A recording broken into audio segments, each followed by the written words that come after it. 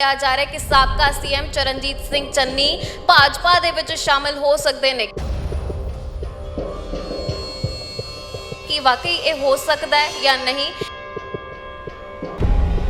ਜਲੰਧਰ ਦੇ ਵਿੱਚ ਇਹ ਕਿਆਸ ਰਾਈਆਂ ਇਸ ਕਰਕੇ ਵੱਡੇ ਪੱਧਰ ਤੇ ਲੱਗ ਰਹੀਆਂ ਨੇ ਕਿਉਂਕਿ 30% ਦੇ ਕਰੀਬ ਵੋਟ ਇੱਥੇ ਦਲਿਤ ਹੈ।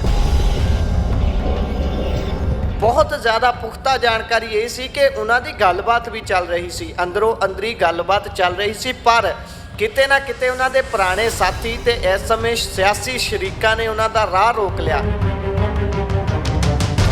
ਉਹਨਾਂ ਨੇ ਰੋਕਿਆ ਕਿ ਨਹੀਂ, ਚਰਨਜੀਤ ਸਿੰਘ ਚੰਨੀ ਇੱਧਰ ਨਹੀਂ ਆਉਣੇ ਚਾਹੀਦੇ ਕਿਉਂਕਿ ਉਹਨਾਂ ਤੋਂ ਅੱਕੇ ਹੋਏ ਤਾਂ ਕਹਿੰਦੇ ਅਸੀਂ ਭਾਜਪਾ 'ਚ ਗਏ ਸੀ।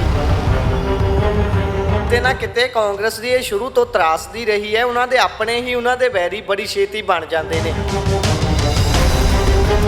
ਕਹਿ ਸਕਦੇ ਹਾਂ ਕਿ ਹੁਣ ਇਸ ਸਮੇਂ ਇਸ ਚੋਣ ਦੇ ਲਈ ਦੋ ਕਾਂਗਰਸੀ, ਇੱਕ ਸਾਬਕਾ ਤੇ ਇੱਕ ਮੌਜੂਦਾ ਕਾਂਗਰਸੀ, ਦੋਨੋਂ ਕਾਂਗਰਸੀ ਆਮੋ ਸਾਹਮਣੇ ਨੇ। ਤੀਸਰਾ ਜੇਕਰ ਬੀਜੇਪੀ ਸੱਚੀ ਲੈ ਆਉਂਦੀ ਹੈ ਚਰਨਜੀਤ ਸਿੰਘ ਚੰਨੀ ਨੂੰ ਤਾਂ ਤੀਸਰਾ ਕਾਂਗਰਸੀ ਇੱਧਰੋਂ ਹੋ ਜਾਊਗਾ। ਉਹਨਾਂ ਨਾਲ ਗੱਲ ਕਰਦੇ ਆ, ਉਹ ਕਹਿੰਦੇ ਤੁਹਾਨੂੰ ਕਿਹਨੇ ਕਿਹਾ? ਮੈਨੂੰ ਆਪ ਨਹੀਂ ਪਤਾ ਲੱਗਦਾ ਕੌਣ ਇਹ ਅਫਵਾਹ ਉਡਾ ਰਿਹਾ। ਯਾਰ ਮੈਨੂੰ ਆਪ ਨਹੀਂ ਪਤਾ ਕੌਣ ਕਹਿ ਰਿਹਾ ਤੇ ਕਿਸ ਤਰ੍ਹਾਂ ਕਹਿ ਰਿਹਾ, ਹਵਾ ਵਿੱਚ ਇਹ ਸਾਰੀਆਂ। ਕਈ ਵਾਰੀ ਕਿਹਾ ਜਾਂਦਾ ਕਿ ਵਿਜੀਲੈਂਸ ਦੇ ਡਰ ਤੋਂ ਕਈ ਲੋਕ ਭਾਜਪਾ ਦਾ ਪੱਲਾ ਫੜ ਲੈਂਦੇ ਨੇ। ਇਹ ਅਸੀਂ ਨਹੀਂ ਕਹਿੰਦੇ, ਬਹੁਤ ਸਾਰੇ ਪੋਲੀਟੀਸ਼ੀਅਨ ਕਹਿੰਦੇ ਨੇ, ਬਹੁਤ ਸਾਰੇ ਹੋਰ ਲੋਕ ਕਹਿੰਦੇ ਨੇ ਕਿ ਸ਼ਾਇਦ ਚਰਨਜੀਤ ਸਿੰਘ ਚੰਨੀ ਵਿਜੀਲੈਂਸ ਦੇ ਡਰ ਤੋਂ ਭਾਜਪਾ ਦੇ ਵਿੱਚ ਚਲੇ ਜਾਣ, ਇੱਥੋਂ ਲੜ ਵੀ ਲੈਣ ਚੋਣ। ਉਹ ਇਹ ਹੋ ਸਕਦਾ ਹੈ। ਜਲੰਧਰ ਜ਼ਿਮਨੀ ਚੋਣ ਸਿਰ ਤੇ ਖੜੀ ਹੈ ਤੇ ਵੱਖ-ਵੱਖ ਪਾਰਟੀਆਂ ਦੇ ਵੱਲੋਂ ਆਪਣੇ ਉਮੀਦਵਾਰ ਐਲਾਨ ਦਿੱਤੇ ਗਏ ਨੇ, ਲੇਕਿਨ ਇਹ ਸਭ ਦੇ ਵਿਚਾਲੇ ਹੱਲੇ ਵੀ ਉਮੀਦਵਾਰਾਂ ਦੀ ਭਾਲ ਕੀਤੀ ਜਾ ਰਹੀ ਕਈ ਪਾਰਟੀਆਂ ਦੇ ਵੱਲੋਂ। ਤੇ ਇਸ ਸਭ ਦੇ ਵਿਚਾਲੇ ਇਹ ਵੀ ਅੰਦਾਜ਼ਾ ਲਗਾਇਆ ਜਾ ਰਿਹਾ, ਜੋ ਚਰਚਾ ਉੱਠਦੀ ਹੋਈ ਨਜ਼ਰ ਆ ਰਹੀ ਹੈ, ਕਿਹਾ ਜਾ ਰਿਹਾ ਕਿ ਸਾਬਕਾ ਸੀਐਮ ਚਰਨਜੀਤ ਸਿੰਘ ਚੰਨੀ ਭਾਜਪਾ ਦੇ ਵਿੱਚ ਸ਼ਾਮਿਲ ਹੋ ਸਕਦੇ ਨੇ। ਕਿਹਾ ਜਾ ਰਿਹਾ ਕਿ ਕਾਫੀ ਜ਼ਿਆਦਾ ਵੱਡਾ ਪ੍ਰਭਾਵ ਜਿਹੜਾ ਕਾਂਗਰਸ ਦੇ ਉੱਤੇ ਪੈ ਸਕਦਾ ਹੈ, ਲੇਕਿਨ ਇਸ ਸਭ ਦੀ ਚਰਚਾ ਕਰਨ ਦੇ ਲਈ ਕੀ ਵਾਕਈ ਇਹ ਹੋ ਸਕਦਾ ਹੈ ਜਾਂ ਨਹੀਂ, ਇਸ ਸਭ ਦੀ ਚਰਚਾ ਕਰਨ ਦੇ ਲਈ ਸਾਡੇ ਸਹਿਯੋਗੀ ਗੁਰਪ੍ਰੀਤ ਸਿੰਘ ਸਾਡੇ ਨਾਲ ਮੌਜੂਦ ਨੇ। ਜਾਣਦੇ ਆ ਕਿ ਕੀ ਇਦਾਂ ਦਾ ਹੋ ਸਕਦਾ ਹੈ ਤੇ ਤੁਹਾਡੇ ਕੀ ਵਿਚਾਰ ਨੇ? ਜੀ, ਸੋ ਚਰਨਜੀਤ ਸਿੰਘ ਚੰਨੀ ਇੱਕ ਵੱਡਾ ਚਿਹਰਾ ਨੇ। ਜਦੋਂ ਉਹਨਾਂ ਨੂੰ 2022 ਦੀਆਂ ਵਿਧਾਨ ਸਭਾ ਚੋਣਾਂ ਤੋਂ ਪਹਿਲਾਂ ਇਹ ਅਹੁਦਾ ਮਿਲਦਾ ਹੈ, ਉਹਨਾਂ ਨੂੰ ਸੀਐਮ ਬਣਾ ਦਿੱਤਾ ਜਾਂਦਾ ਹੈ ਪੰਜਾਬ ਦਾ। ਉਸ ਤੋਂ ਬਾਅਦ ਉਹਨਾਂ ਨੇ ਜਿਸ ਤਰੀਕੇ ਦੇ ਨਾਲ ਚਲਾਇਆ, ਸਾਰਾ ਪ੍ਰਬੰਧ ਚਲਾਇਆ, ਜਿਸ ਤਰੀਕੇ ਦੇ ਨਾਲ ਉਹ ਟਿੱਪਣੀ ਕਰਦੇ ਸੀ, ਔਰ ਉਸ ਤੋਂ ਵੀ ਖਾਸ ਗੱਲ ਜਿਹੜਾ 2022 ਦੀਆਂ ਚੋਣਾਂ ਦੇ ਵਿੱਚ ਵੱਖ-ਵੱਖ ਪਾਰਟੀਆਂ ਦੇ ਵੱਲੋਂ ਇਹ ਦਾਅ ਖੇਡਿਆ ਜਾ ਰਿਹਾ ਸੀ ਕਿ ਅਸੀਂ ਸੀਐਮ ਜਿਹੜਾ ਉਹ ਦਲਿਤ ਬਣਾਵਾਂਗੇ, ਪਰ ਉਹਨਾਂ ਨੇ, ਕਾਂਗਰਸ ਨੇ ਦਾਅ ਖੇਡਦਿਆਂ ਹੋਇਆਂ ਚੋਣਾਂ ਹੋਣ ਤੋਂ ਬਿਨਾਂ ਹੀ ਸੀਐਮ ਦਲਿਤ ਬਣਾ ਦਿੱਤਾ। ਉਸ ਤੋਂ ਬਾਅਦ ਉਹਨਾਂ ਦੇ ਨਾਲ ਵੱਡੀ ਗਿਣਤੀ ਦੇ ਵਿੱਚ ਲੋਕ ਜੁੜੇ ਵੀ ਤੇ ਟੁੱਟੇ ਵੀ, ਉਹਨਾਂ ਦਾ ਆਧਾਰ ਬਣਿਆ। ਹੁਣ ਗੱਲ ਕਰਦੇ ਹਾਂ ਜਲੰਧਰ ਦੀ। ਜਲੰਧਰ ਦੇ ਵਿੱਚ ਇਹ ਕਿਆਸ ਰਾਈਆਂ ਇਸ ਕਰਕੇ ਵੱਡੇ ਪੱਧਰ ਤੇ ਲੱਗ ਰਹੀਆਂ ਨੇ ਕਿਉਂਕਿ 30% ਦੇ ਕਰੀਬ ਵੋਟ ਇੱਥੇ ਦਲਿਤ ਹੈ।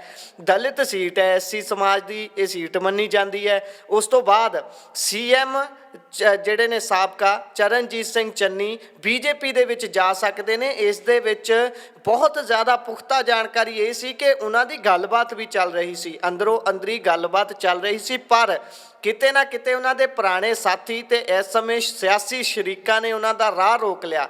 ਗੱਲ ਕਰ ਰਹੇ ਹਾਂ ਜਿਹੜੇ ਪਹਿਲਾਂ ਕਾਂਗਰਸੀ ਸੀ ਤੇ ਹੁਣ ਉਹ ਭਾਜਪਾ ਦੇ ਵਿੱਚ ਨੇ। ਉਹਨਾਂ ਨੇ ਰੋਕਿਆ ਕਿ ਨਹੀਂ, ਚਰਨਜੀਤ ਸਿੰਘ ਚੰਨੀ ਇੱਧਰ ਨਹੀਂ ਆਉਣੇ ਚਾਹੀਦੇ ਕਿਉਂਕਿ ਉਹਨਾਂ ਤੋਂ ਅੱਕੇ ਹੋਏ ਤਾਂ ਕਹਿੰਦੇ ਅਸੀਂ ਭਾਜਪਾ 'ਚ ਗਏ ਸੀ। ਇਹ ਸਾਰੀਆਂ ਗੱਲਾਂ ਕਰਕੇ ਕਿਤੇ ਨਾ ਕਿਤੇ ਉੱਤੇ ਫੁੱਲ ਸਟਾਪ ਲੱਗ ਗਿਆ। ਅੱਜ ਫਿਰ ਇਹੀ ਰੇੜਕਾ ਖੜਾ ਹੋ ਰਿਹਾ ਕਿ ਦਿੱਲੀ ਦੇ ਵਿੱਚ ਜਾ ਕੇ ਪੱਲਾ ਭਾਜਪਾ ਦਾ ਫੜ ਸਕਦੇ ਨੇ ਤੇ ਫਿਰ ਉਹਨਾਂ ਨੂੰ ਕਮਾਂਡ ਦਿੱਤੀ ਜਾ ਸਕਦੀ ਹੈ ਜਲੰਧਰ ਦੀ ਜ਼ਿਮਨੀ ਚੋਣ ਦੀ, ਇੱਥੋਂ ਲੜ ਸਕਦੇ ਨੇ। ਹਾਲੇ ਤੱਕ ਇਹ ਕਿਆਸ ਹੈ, ਪਰ ਕੀ ਉਹ ਲੜਨਗੇ ਜਾਂ ਨਹੀਂ, ਇਸ ਦੇ ਉੱਪਰ ਅਸੀਂ ਉਹਨਾਂ ਨਾਲ ਫੋਨ ਕਰਕੇ ਗੱਲ ਵੀ ਕੀਤੀ ਸੀ ਬੀਤੇ ਦਿਨੀ, ਸਾਡੇ ਦਰਸ਼ਕਾਂ ਨੇ ਦੇਖੀ ਹੋਊਗੀ। ਉਸ ਦੇ ਵਿੱਚ ਉਹ ਅੱਕ ਕੇ ਬੋਲਦੇ ਨੇ ਕਿ ਪਤਾ ਨਹੀਂ ਕੌਣ ਇਹ ਖਬਰਾਂ ਫੈਲਾ ਰਿਹਾ, ਪਰ ਇਸ ਦੇ ਵਿੱਚ ਕਿਤੇ ਨਾ ਕਿਤੇ ਸੱਚਾਈ ਜ਼ਰੂਰ ਹੈ ਕਿ ਉਹ ਜਲੰਧਰ ਤੋਂ ਜ਼ਿਮਨੀ ਚੋਣ ਲੜਨ ਦੇ ਲਈ ਭਾਜਪਾ ਦਾ ਪੱਲਾ ਫੜ ਸਕਦੇ ਨੇ। ਤੇ ਜੇਕਰ ਉਹ ਭਾਜਪਾ ਦੇ ਵਿੱਚ ਜਾਂਦੇ ਨੇ ਤੇ ਕੀ ਕਾਂਗਰਸ ਤੇ ਕੀ ਅਸਰ ਪਏਗਾ? ਕਿਉਂਕਿ ਉਹ ਕਾਫੀ ਲੰਬੇ ਸਮੇਂ ਤੋਂ ਕਾਂਗਰਸ ਦੇ ਨਾਲ ਜੁੜੇ ਹੋਏ ਨੇ, ਉੱਥੋਂ ਹੀ ਸਾਬਕਾ ਸੀਐਮ ਬਣਦੇ ਨੇ, ਕਾਂਗਰਸ ਦੇ ਵੱਲੋਂ ਖੜਾ ਕੀਤਾ ਜਾਂਦਾ ਉਹਨਾਂ ਨੂੰ। ਤੇ ਉਸ ਤੋਂ ਬਾਅਦ ਹੁਣ ਕਾਂਗਰਸ ਅਗਰ ਛੱਡ ਕੇ ਭਾਜਪਾ ਦੇ ਵਿੱਚ ਸ਼ਾਮਿਲ ਹੁੰਦੇ ਨੇ ਤੇ ਕਾਂਗਰਸ ਨੂੰ ਕੀ ਦੇਖਣਾ ਪਵੇਗਾ? ਕਾਂਗਰਸ ਦੇ ਵਿੱਚ ਸ਼ੁਰੂ ਤੋਂ ਹੀ ਪਾਟੋ ਧਾੜ ਰਹੀ ਹੈ। 2022 ਦੀਆਂ ਵਿਧਾਨ ਸਭਾ ਚੋਣਾਂ ਦੇ ਵਿੱਚ ਵੀ ਅਸੀਂ ਦੇਖਿਆ ਕਿ ਨਵਜੋਤ ਸਿੰਘ ਸਿੱਧੂ ਆਪਣਾ ਵਿਗਲ ਵਜਾ ਰਹੇ ਸੀ, ਰਾਜਾ ਵੜਿੰਗ ਤੇ ਮਨਪ੍ਰੀਤ ਸਿੰਘ ਬਾਦਲ ਆਮੋ ਸਾਹਮਣੇ ਸੀ। ਹੋਰ ਵੀ ਬਹੁਤ ਸਾਰੀਆਂ ਅਜਿਹੀਆਂ ਸੀਟਾਂ ਸੀ ਜਿੱਥੇ ਕਾਂਗਰਸੀ ਦਾ ਵੈਰੀ ਸੀ। ਇੱਥੇ ਵੀ ਹੁਣ ਅਸੀਂ ਦੇਖਦੇ ਹਾਂ ਸੁਸ਼ੀਲ ਕੁਮਾਰ ਰਿੰਕੂ ਜਿਹੜੇ ਪਹਿਲਾਂ ਕਾਂਗਰਸੀ ਐਮਐਲਏ ਸੀ, ਕਾਉਂਸਲਰ ਵੀ ਸੀ, ਉਹਨਾਂ ਨੇ ਕਾਂਗਰਸ ਛੱਡੀ, ਆਮ ਆਦਮੀ ਪਾਰਟੀ ਵੱਲੋਂ ਉਹਨਾਂ ਨੂੰ ਟਿਕਟ ਮਿਲ ਚੁੱਕੀ ਹੈ। ਕਿਤੇ ਨਾ ਕਿਤੇ ਕਾਂਗਰਸ ਦੀ ਇਹ ਸ਼ੁਰੂ ਤੋਂ ਤਰਾਸਦੀ ਰਹੀ ਹੈ, ਉਹਨਾਂ ਦੇ ਆਪਣੇ ਹੀ ਉਹਨਾਂ ਦੇ ਵੈਰੀ ਬੜੀ ਛੇਤੀ ਬਣ ਜਾਂਦੇ ਨੇ।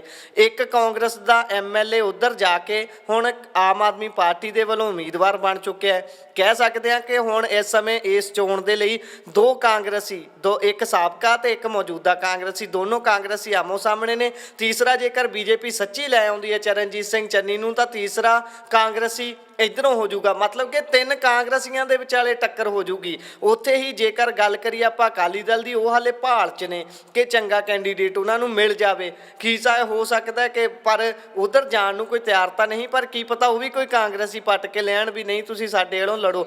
ਕਿਤੇ ਨਾ ਕਿਤੇ ਕਾਂਗਰਸ ਆਪਣੇ ਆਪ ਦੇ ਵਿੱਚ ਆਪਣੇ ਆਪ ਲਈ ਖਤਰਾ ਬਣੀ ਹੋਈ ਹੈ। ਆਪਣੇ ਉਮੀਦਵਾਰ ਦੂਸਰੀ ਸੀਟ ਤੋਂ ਦੂਸਰੀ ਪਾਰਟੀ ਦੀ ਟਿਕਟ ਤੋਂ ਲੜ ਕੇ ਇੱਥੇ ਮਲੀਆਂ ਮੇਟ ਕਰ ਦਿੰਦੇ ਨੇ। ਸੋ ਘਾਟਾ ਪਵੇਗਾ ਕਾਂਗਰਸ ਨੂੰ, ਇਸ ਦੇ ਵਿੱਚ ਕੋਈ ਸ਼ੱਕ ਨਹੀਂ ਹੈ, ਕਿਉਂਕਿ ਦਲਿਤ ਵੋਟ ਹੈ। ਬਾਰ-ਬਾਰ ਕਹਿ ਰਿਹਾ 30% ਇੱਥੇ ਵੋਟ ਦਲਿਤ ਹੈ। ਉਸ ਦੇ ਵਿੱਚ ਜੇਕਰ ਚਰਨਜੀਤ ਸਿੰਘ ਚੰਨੀ ਵਰਗਾ ਦਲਿਤ ਚਿਹਰਾ ਜਿਸ ਦੀ ਵੱਡੀ ਪੈਠ ਸੀ ਇਸ ਏਰੀਏ ਦੇ ਵਿੱਚ, ਜੇਕਰ ਉਹ ਕਾਂਗਰਸ ਨੂੰ ਛੱਡ ਕੇ ਉੱਧਰ ਜਾਂਦੇ ਨੇ ਤਾਂ ਕਾਂਗਰਸ ਦਾ ਵੋਟ ਦੇ ਪੱਧਰ ਤੇ ਨੁਕਸਾਨ ਬਹੁਤ ਵੱਡੇ ਪੱਧਰ ਤੇ ਹੋਊ। ਬਿਲਕੁਲ, ਯਾਨੀ ਕਹਿ ਸਕਦੇ ਕਿ ਦਲਿਤ ਪੋਲਿਟਿਕਸ ਦਾ ਵੱਡਾ ਭਾਰ ਹੈ ਇਸ ਸਮੇਂ ਜਲੰਧਰ ਦੇ ਉੱਤੇ, ਤੇ ਇਸ ਕਾਰਨ ਹੋਰ ਕੀ ਪ੍ਰਭਾਵ ਪੈ ਸਕਦਾ ਕਿਉਂਕਿ ਦਲਿਤ ਵੋਟ ਇੱਥੇ ਜ਼ਿਆਦਾ ਹੈ। ਜੀ, ਦਲਿਤ ਵੋਟ ਇੱਥੇ ਆਪਾਂ ਬਾਰ-ਬਾਰ ਉਹ ਗੱਲ ਕਰ ਰਹੇ ਹਾਂ ਕਿ ਦਲਿਤ ਵੋਟ ਜ਼ਿਆਦਾ ਹੈ। ਦਲਿਤ ਵੋਟ ਵੀ ਕਈ ਹਿੱਸਿਆਂ ਦੇ ਵਿੱਚ ਵੰਡੀ ਹੋਈ ਹੈ। ਇੱਕ ਤਾਂ ਦਲਿਤ ਉਹ ਨੇ ਜਿਹੜੇ ਕ੍ਰਿਸਚੈਨਿਟੀ ਨੂੰ ਸਵੀਕਾਰ ਕਰ ਚੁੱਕੇ ਨੇ, ਉਧਰਲੇ ਬੰਨੇ ਜਾ ਚੁੱਕੇ ਨੇ, ਇੱਕ ਫਰੰਟ ਉਹਨਾਂ ਨੇ ਬਣਾ ਲਿਆ। ਉਸ ਤੋਂ ਬਾਅਦ ਅਗਲੀ ਗੱਲ ਕੁਝ ਪੰਥਕ ਧਿਰਾਂ ਵੀ ਨੇ। ਪੰਥਕ ਧਿਰਾਂ ਦੀ ਅਲੱਗ ਪੋਲਿਟਿਕਸ ਹੈ। ਦਲਿਤ ਵੋਟ ਵੀ 3-4 ਪਾਸਿਆਂ ਦੇ ਵਿੱਚ 3-4 ਡੇਰਾਵਾਦਾਂ ਦੇ ਨਾਲ ਵੰਡੀ ਹੋਈ ਹੈ। ਕੁਝ ਡੇਰੇ ਨੇ ਉਹਨਾਂ ਦੇ ਵਿੱਚ ਬੀਤੇ ਸਮੇਂ ਦੌਰਾਨ ਮੰਤਰੀ ਜਾਂਦੇ ਨੇ, ਕਈ ਹੋਰ ਜਿਹੜੇ ਸਾਬਕਾ ਰਹਿ ਚੁੱਕੇ ਨੇ ਉਹ ਜਾਂਦੇ ਨੇ। ਉਹ ਡੇਰਿਆਂ ਦੇ ਨਾਲ ਆਪਣੀ ਪੋਲਿਟਿਕਸ ਚਲਾਉਣੀ ਚਾਹੁੰਦੇ ਨੇ ਕਿਉਂਕਿ ਦਲਿਤ ਜਿਹੜਾ ਸਮਾਜ ਹੈ ਉਸ ਦੇ ਵਿੱਚ ਕਈ ਡੇਰਿਆਂ ਦੀ ਇੱਥੇ ਬੜੀ ਮਾਨਤਾ ਹੈ। ਉਹਨਾਂ ਡੇਰਿਆਂ ਦੇ ਵਿੱਚ ਜਾਂਦੇ ਨੇ। ਇੱਕ ਤਾਂ ਉਹ ਧਾਰਾ ਹੋ ਗਈ ਪੋਲਿਟਿਕਸ ਦੀ। ਫਿਰ ਇੱਕ ਦਲਿਤ ਉਹ ਹੈ ਜਿਹੜਾ ਬੀਜੇਪੀ ਦੇ ਨਾਲ ਬਹੁਤ ਜ਼ਿਆਦਾ ਨੇੜਤਾ ਰੱਖਦਾ। ਉਹ ਬੀਜੇਪੀ ਦੇ ਕੋਲੋਂ ਕੁਝ ਭਾਲਦੇ ਨੇ, ਮੰਨ ਕੇ ਬੀਜੇਪੀ ਦੇ ਉੱਪਰ ਉਹਨਾਂ ਨੂੰ ਭਰੋਸਾ ਹੈ ਕਿ ਇਹ ਕੁਝ ਕਰ ਸਕਦੇ ਨੇ। ਫਿਰ ਆ ਜਾਂਦਾ ਹੈ ਅਕਾਲੀ ਦਲ ਦੇ ਲਾਗੇ। ਅਕਾਲੀ ਦਲ ਦੇ ਲਾਗੇ ਚਲੋ ਕਹਿ ਸਕਦੇ ਹਾਂ ਬਸਪਾ ਉਹਨਾਂ ਦੇ ਨਾਲ ਹੈ। ਬਸਪਾ ਦੇ ਬੀਤੇ ਸਮੇਂ ਦੌਰਾਨ 2022 ਦੀਆਂ ਵਿਧਾਨ ਸਭਾ ਚੋਣਾਂ ਦੇ ਵਿੱਚ ਬਸਪਾ ਦਾ ਜਿਹੜਾ ਕੈਂਡੀਡੇਟ ਸੀ ਉਸ ਨੇ ਜਲੰਧਰ ਤੋਂ ਬੜੇ ਵੱਡੇ ਪੱਧਰ ਤੇ ਵੋਟ ਹਾਸਲ ਕੀਤੀ ਸੀ। ਤੇ ਉਸ ਨਜ਼ਰੀਏ ਨਾਲ ਦੇਖਿਆ ਜਾਵੇ ਕੁਝ ਵੋਟ ਬੈਂਕ ਦਲਿਤਾਂ ਦਾ ਉਹਨਾਂ ਦੇ ਕੋਲ ਵੀ ਹੈ, ਪਰ ਇਸ ਦੀ ਪੋਲਿਟਿਕਸ ਤਾਂ ਚਲੋ ਨਹੀਂ ਹੋਣੀ ਚਾਹੀਦੀ। ਕੋਈ ਦਲਿਤ, ਕੋਈ ਸਿੱਖ, ਹਿੰਦੂ, ਮੁਸਲਿਮ, ਈਸਾਈ ਇਹੋ ਜਿਹੇ ਪੱਖਪਾਤ ਤਾਂ ਨਹੀਂ ਹੋਣੇ ਚਾਹੀਦੇ। ਪਰ ਜੇਕਰ ਸੀਟ ਦੀ ਗੱਲ ਕਰੀਏ ਤਾਂ ਉਸ ਦੇ ਨਜ਼ਰੀਏ ਦੇ ਨਾਲ ਦਲਿਤ ਪੋਲਿਟਿਕਸ ਇੱਥੇ ਅਹਿਮ ਹੋ ਜਾਂਦੀ ਹੈ। ਚਰਨਜੀਤ ਸਿੰਘ ਚੰਨੀ ਦੀ ਗੱਲ ਕਰ ਰਹੇ ਹਾਂ, ਦਲਿਤ ਨੇ, ਉਹਨਾਂ ਦਾ ਲਾਹਾ ਲਿਆ ਜਾ ਸਕਦਾ ਕਿਉਂਕਿ ਉਹ ਦਲਿਤ ਨੇ। ਇਹ ਚਿਹਰਾ ਬਣਾ ਕੇ ਦਿਖਾਇਆ ਜਾ ਸਕਦਾ ਕਿ ਅਸੀਂ ਸੀਐਮ ਬਣਾਇਆ ਸੀ ਇੱਕ ਦਲਿਤ ਨੂੰ। ਕਾਂਗਰਸ ਇਹ ਰੱਖ ਸਕਦੀ ਹੈ ਜੇਕਰ ਉਹ ਭਾਜਪਾ 'ਚ ਨਹੀਂ ਜਾਂਦੇ, ਪਰ ਜੇ ਉਹ ਭਾਜਪਾ 'ਚ ਜਾਂਦੇ ਨੇ ਤਾਂ ਉਹ ਭਾਜਪਾ ਦਾ ਗੁਣਗਾਨ ਕਰਨਗੇ ਅਤੇ ਕਹਿਣਗੇ ਕਿ ਇੱਥੇ ਇਹ ਕੋਈ ਹਿੰਦੂਤਵੀ ਪਾਰਟੀ ਨਹੀਂ ਹੈ, ਹਿੰਦੂਤਵ ਦੀ ਗੱਲ ਨਹੀਂ ਕਰਦੀ। ਦੇਖੋ ਮੈਂ ਦਲਿਤ ਹਾਂ, ਮੈਨੂੰ ਇਹਨਾਂ ਨੇ ਸਵੀਕਾਰ ਕੀਤਾ, ਮੈਨੂੰ ਸੀਟ ਲਈ ਲੜਨ ਲਈ ਮੈਨੂੰ ਇਹਨਾਂ ਨੇ ਅੱਗੇ ਕੀਤਾ। ਇੱਦਾਂ ਦੀਆਂ ਕਿਆਸਰਾਈਆਂ ਲੱਗ ਸਕਦੀਆਂ ਨੇ। ਪਰ ਹਾਂ, ਦਲਿਤ ਪੋਲਿਟਿਕਸ ਇੱਥੇ ਵੱਡੇ ਪੱਧਰ ਤੇ ਹੁੰਦੀ ਹੈ। ਉਸ ਦੇ ਵਿੱਚ ਕ੍ਰਿਸਚੈਨਿਟੀ ਦੇ ਵਿੱਚ ਜਾ ਚੁੱਕੇ ਕੁਝ ਲੋਕ ਵੀ ਮੌਜੂਦ ਨੇ, ਡੇਰਿਆਂ ਦੇ ਨਾਲ ਜੁੜੇ ਹੋਏ ਲੋਕ ਵੀ ਮੌਜੂਦ ਨੇ। ਉਸ ਤੋਂ ਬਾਅਦ ਸਿੱਧੇ ਤਰੀਕੇ ਦੇ ਨਾਲ ਰਾਜਨੀਤੀ ਦੇ ਵਿੱਚ ਜਿਹੜੇ ਲੋਕ ਮੌਜੂਦ ਨੇ ਉਹ ਦਲਿਤਾਂ ਦਾ ਵਰਗ ਹੈ। ਬੀਜੇਪੀ ਦੇ ਨਾਲ ਜੁੜਿਆ ਹੋਇਆ ਦਲਿਤਾਂ ਦਾ ਵਰਗ ਹੈ। ਫਿਰ ਸ਼੍ਰੋਮਣੀ ਅਕਾਲੀ ਦਲ ਦੇ ਨਾਲ ਜੁੜਿਆ ਹੋਇਆ ਦਲਿਤਾਂ ਦਾ ਵਰਗ ਹੈ। ਸੋ ਕੁੱਲ ਮਿਲਾ ਕੇ ਕਹਿ ਸਕਦੇ ਹਾਂ 30% ਦੀ ਵੋਟ ਦਲਿਤਾਂ ਦੀ ਹੋਣ ਕਾਰਨ ਇੱਥੇ ਦਲਿਤ ਪੋਲਿਟਿਕਸ ਹੁੰਦੀ ਹੈ, ਉਹਨਾਂ ਨੂੰ ਭਰਮਾਇਆ ਜਾਂਦਾ ਹੈ। ਅਤੇ ਜੇਕਰ ਅਸੀਂ ਪੂਰੇ ਹਲਕੇ ਦੀ ਇਸ ਦੀ ਗੱਲ ਕਰੀਏ, ਜੇਕਰ ਇਸ ਨੂੰ ਸੀਟ ਨੂੰ ਦੇਖਣਾ ਹੋਵੇ, ਇਸ ਦੇ ਵਿੱਚ 9 ਹਲਕੇ ਆਉਂਦੇ ਨੇ, 9 ਐਮਐਲਏ ਨੇ।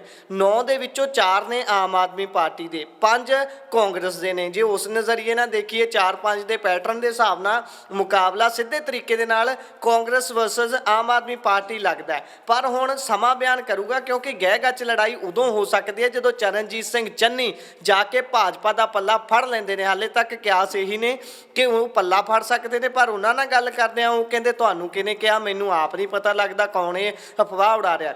ਸੋ ਕੁੱਲ ਮਿਲਾ ਕੇ ਇਹ ਸੀਟ ਦੇ ਵਿੱਚ ਗਹਿ ਗੱਚ ਲੜਾਈ ਹੋਣ ਵਾਲੀ ਹੈ ਤੇ ਬੜੀ ਅਹਿਮ ਹੋਵੇਗੀ ਇਹ ਸੀਟ। ਨੱਕ ਦਾ ਸਵਾਲ ਸਾਰੀਆਂ ਪਾਰਟੀਆਂ ਲਈ ਹੈ, ਖਾਸ ਤੌਰ ਤੇ ਆਮ ਆਦਮੀ ਪਾਰਟੀ ਦੇ ਲਈ। ਤੇ ਹੁਣ ਵੱਡਾ ਸਵਾਲ ਜਿਹੜਾ ਹੈ ਉਹ ਇਸ ਵੇਲੇ ਇਹੀ ਬਣਿਆ ਹੋਇਆ ਹੈ ਕਿ ਚਰਨਜੀਤ ਸਿੰਘ ਚੰਨੀ ਭਾਜਪਾ ਦੇ ਵਿੱਚ ਸ਼ਾਮਿਲ ਹੋਣਗੇ ਤੇ ਕੀ ਭਾਜਪਾ ਦੇ ਵਿੱਚ ਸ਼ਾਮਿਲ ਹੋਣ ਤੋਂ ਬਾਅਦ ਉਹਨਾਂ ਨੂੰ ਟਿਕਟ ਦਿੱਤੀ ਜਾ ਸਕਦੀ ਹੈ ਇਸ ਉਮੀਦਵਾਰ ਦੀ। ਤੇ ਵੱਡਾ ਸਵਾਲ ਜਿਹੜਾ ਲਗਾਤਾਰ ਇਹੀ ਉੱਠਦਾ ਹੋਇਆ ਨਜ਼ਰ ਆ ਰਿਹਾ। ਹਾਲੇ ਤੱਕ ਕਾਂਗਰਸ ਤੇ ਆਪ ਦੇ ਵੱਲੋਂ ਤਾਂ ਉਮੀਦਵਾਰ ਐਲਾਨ ਦਿੱਤਾ ਗਿਆ, ਲੇਕਿਨ ਅਕਾਲੀ ਦਲ ਤੇ ਭਾਜਪਾ ਦੇ ਵੱਲੋਂ ਹੱਲੇ ਵੀ ਪੱਤੇ ਜਿਹੜੇ ਪੂਰੀ ਤਰ੍ਹਾਂ ਖੋਲੇ ਨਹੀਂ ਗਏ। ਉਹਨਾਂ ਦੇ ਵੱਲੋਂ ਉਮੀਦਵਾਰ ਹੱਲੇ ਵੀ ਐਲਾਨਿਆ ਜਾ ਸਕਦਾ ਹੈ। ਥੋੜੇ ਸਮੇਂ ਦੇ ਵਿੱਚ ਕਦੀ ਵੀ ਜਿਹੜਾ ਉਮੀਦਵਾਰ ਦਾ ਨਾਮ ਦਿੱਤਾ ਜਾ ਸਕਦਾ ਉਹਨਾਂ ਦੇ ਵੱਲੋਂ। ਤੇ ਚਰਨਜੀਤ ਸਿੰਘ ਚੰਨੀ ਦੇ ਉੱਤੇ ਵੱਡਾ ਸਵਾਲ ਕਹਿ ਸਕਦੇ ਆ ਕਿ ਵੱਡੇ ਅੰਦਾਜ਼ੇ ਜੋ ਲਗਾਏ ਜਾ ਰਹੇ ਨੇ ਕਿ ਉਹ ਭਾਜਪਾ ਦੇ ਵਿੱਚ ਸ਼ਾਮਿਲ ਹੋ ਸਕਦੇ ਨੇ ਜਾਂ ਫਿਰ ਨਹੀਂ, ਉਹ ਥੋੜੇ ਦੇ ਸਮੇਂ ਦੇ ਵਿੱਚ। ਇਹਦੇ ਵਿੱਚ ਇੱਕ ਹੋਰ ਗੱਲ ਐਡ ਕਰਨੀ ਬਣਦੀ ਹੈ। ਚਰਨਜੀਤ ਸਿੰਘ ਚੰਨੀ ਦੀ ਅਸੀਂ ਗੱਲ ਕਰ ਰਹੇ ਹਾਂ, ਬੀਜੇਪੀ 'ਚ ਜਾ ਸਕਦੇ ਨੇ ਪਰ ਉਹ ਨਕਾਰ ਰਹੇ ਨੇ। ਇਸ ਦੇ ਵਿੱਚ ਇੱਕ ਹੋਰ ਬੜਾ ਵੱਡਾ ਡਰ ਬਣ ਜਾਂਦਾ ਹੈ, ਉਹ ਡਰ ਹੈ ਵਿਜੀਲੈਂਸ ਦਾ।